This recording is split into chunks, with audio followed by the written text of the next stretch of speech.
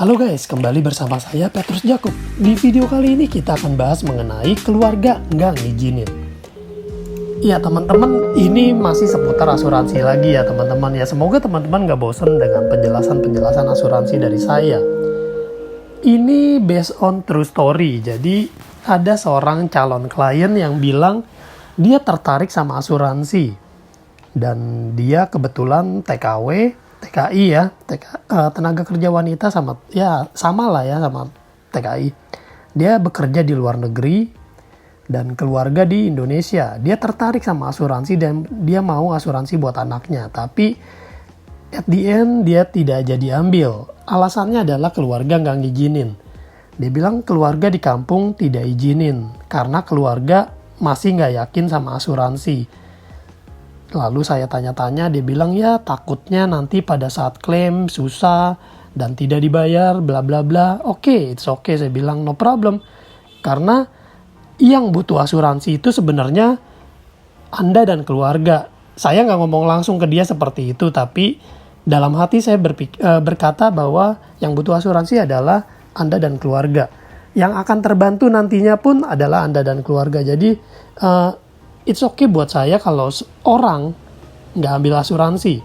Karena pada dasarnya yang rugi adalah mereka dan keluarga mereka. Tapi pasti banyak teman-teman yang mungkin serupa.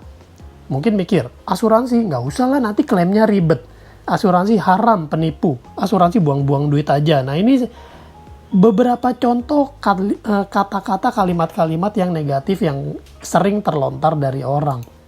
Pernah gak sih teman-teman pengen sesuatu tapi gak diizinin sama keluarga? Apalagi ini mau ngomong berasuransi. Nah ini mungkin penjelasan ini bisa teman-teman share ke keluarga lain atau teman-teman yang lain. Buat teman-teman sadarin, ketahuin bahwa tanpa berasuransi pun sebenarnya teman-teman sendiri adalah perusahaan asuransi. Sekali lagi teman-teman saya tekankan, tanpa berasuransi sebenarnya kamu sudah berasuransi. Mungkin kamu bingung dengan perkataan ini, pernyataan ini. Gimana Pak Petrus? Tunggu. Saya bilang tanpa berasuransi pun kamu sudah berasuransi. Maksudnya gini teman-teman.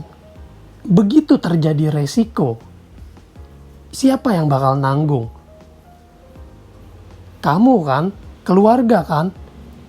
Berarti kamu dan keluarga adalah perusahaan asuransi. Sampai sini paham teman-teman? Jadi daripada kita yang jadi perusahaan asuransi, kenapa enggak kita berasuransi sama perusahaan yang memang benar-benar perusahaan asuransi? Teman-teman mungkin punya 1001 alasan buat menolak asuransi. It's okay, tapi hanya ada satu alasan orang membeli asuransi. Yaitu saat orang mengerti, maka dia pasti berasuransi teman-teman. Karena akan sangat berat dan akan sangat menyakitkan menjadi perusahaan asuransi bagi diri sendiri dan keluarga. Kalau teman-teman bilang, asuransi itu klaimnya gimana? Nggak usah lah, nanti klaimnya ribet. Sekarang gini teman-teman, mending mana? Ribet tapi dibayar, atau ribet tapi kita yang nanggung sendiri, sama-sama ribet. Begitu kejadian resiko ribet gak? Ada asuransi ribet, pasti kita mesti ngurus klaim. Tapi gak ada asuransi ribet gak? Ribet juga, kita mesti bayar. Teman-teman cek deh video saya yang sebelumnya, 400 juta loh dalam 1 jam. Itu baru ngomong tentang penyakit yang jantung, belum ngomong yang kanker atau stroke.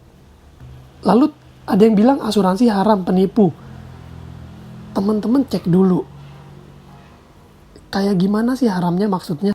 Kalau memang haram, kenapa AA Jim dan ustadz-ustadz lain menganjurkan untuk berasuransi? Bahkan OJK, lalu ekonomi syariah juga menganjurkan untuk berasuransi. Justru asuransi itu adalah tolong-menolong antar peserta. Asuransi buang-buang duit aja. Teman-teman lebih suka buang duit kecil atau buang duit besar? Kalau teman-teman nggak mau buang duit kecil, suatu hari bakal dipaksa buang duit besar, teman-teman rela. Kalau saya sih lebih memilih buang-buang duit kecil.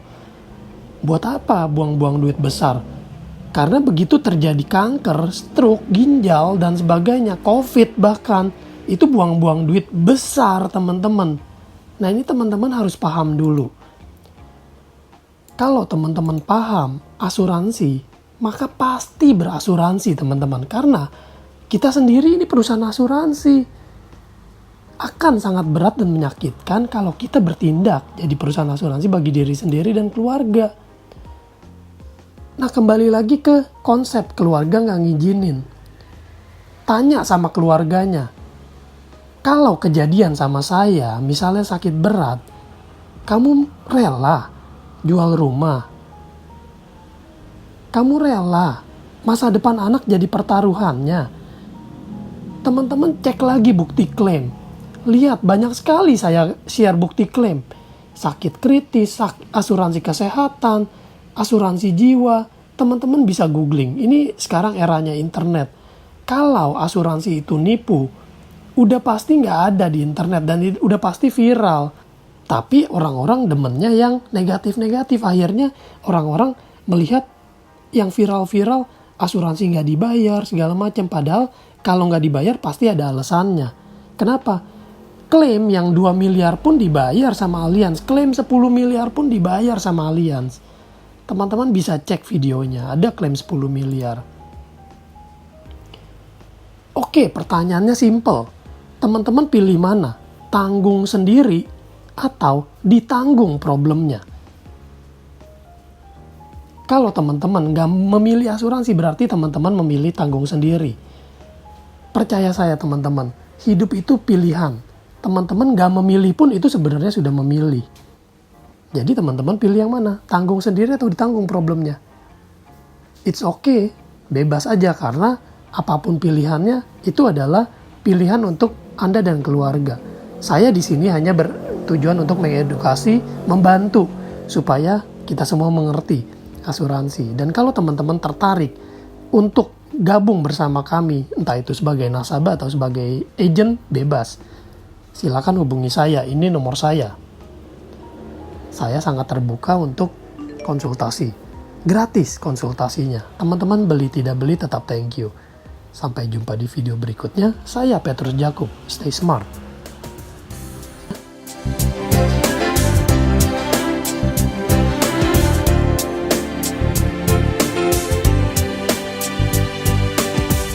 The vision we are to achieve is the dream